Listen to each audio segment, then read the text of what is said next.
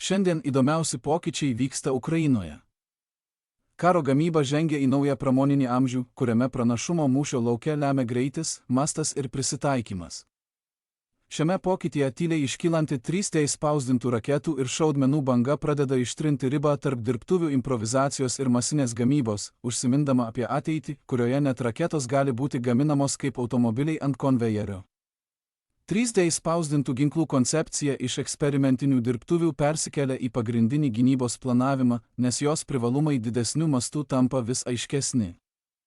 Ankstyvieji eksperimentai vyko mažose dirbtuvėse, nes įranga buvo nebrangi ir nereikalavo specialių įrankių.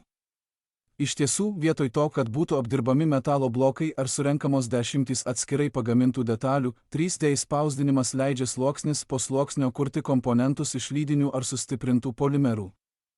Technologijai tobulėjant, tas pats metodas pasirodė galintis greitai ir pigiai pagaminti sudėtingas formas. Gamybos mastelio didinimas tapo printerių kiekio klausimu, o ne sunkiosios pramonės linijų plėtimu. Ukraina tapo viena aktyviausių 3D spausdinimo kariniams tikslams naudotojų, nes reikia greitai dideliais kiekiais papildyti įrangą. Šis inovatyvus gamybos būdas prasidėjo nuo startuolių, eksperimentavusių su spausdintomis dronų dalimis. Pamažu jis išsivystė į paskirstytą gamybos sistemą, veikiančią per dirbtuves ir savanorių grupės. Užuot pasikliovusi keliomis didelėmis gamyklomis, Ukraina dabar gamina dronų korpusus ir komponentus lygiagrečiai daugelyje vietų, kiekviena jų gali spausdinti dalis pagal poreikį ir pakeisti prarastus komponentus nelaukdama centralizuoto tiekimo. Greitaigiai perėmimo dronai, tokie kaip Sting, yra šio požiūrio pavyzdžiai. Jie pabrėžia pasikeitusią gamybos logiką, ginklų dizainai gali būti spausdinami keliose vietose, greitai surenkami ir pritaikomi pagal mūšio lauko poreikius.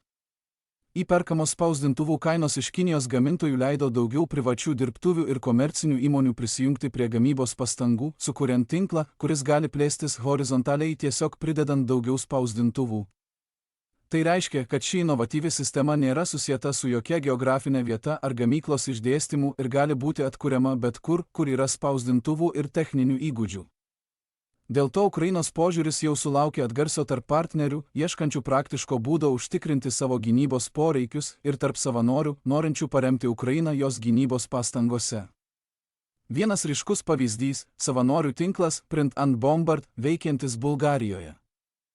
Ši maždaug 14 žmonių grupė, kaip pranešama, per 18 mėnesių pagamino ir pristatė Ukrainai bent 70 000 šaudmenų vienetų, naudodama 3D raidžių spausdintuvus.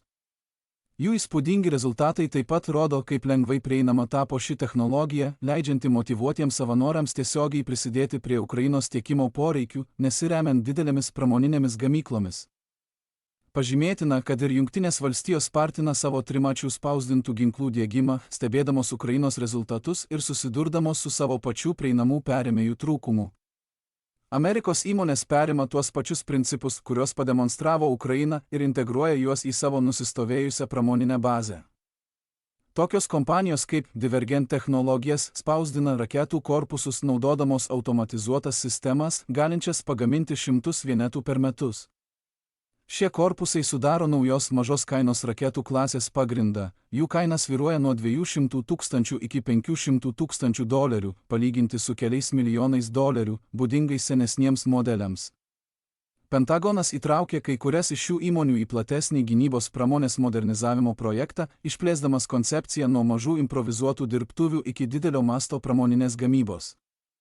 Kai Jungtinės valstijos pritaikys šį modelį dideliu mastu, gamyba taps didelės apimties procesu, galinčių papildyti nacionalinius sandėlius tokiu tempu, kokio tradicinė gamyba negali pasiekti. Apskritai, trimačių spausdintų ginklų iškilimas iš esmės keičia kariuomenių požiūrį į gamybą ir strateginius pajėgumus. Lanksti ir greita gamyba perrašo taisyklės būsimiems konfliktams, kuriuose apimtis ir prieinamumas gali būti tokie pat svarbus kaip ir preciziškas inžinerinis tikslumas. Ukrainos patirtis jau parodė šių trimačių būdų gaminamų ginklų efektyvumą ir tvarumą, sukeldama pasaulinį susidomėjimą. Taigi, trimačio spausdinimo technologija nuosekliai virsta iš papildomos priemonės į masinės gamybos pagrindą šiuolaikinėje gynybos pramonėje.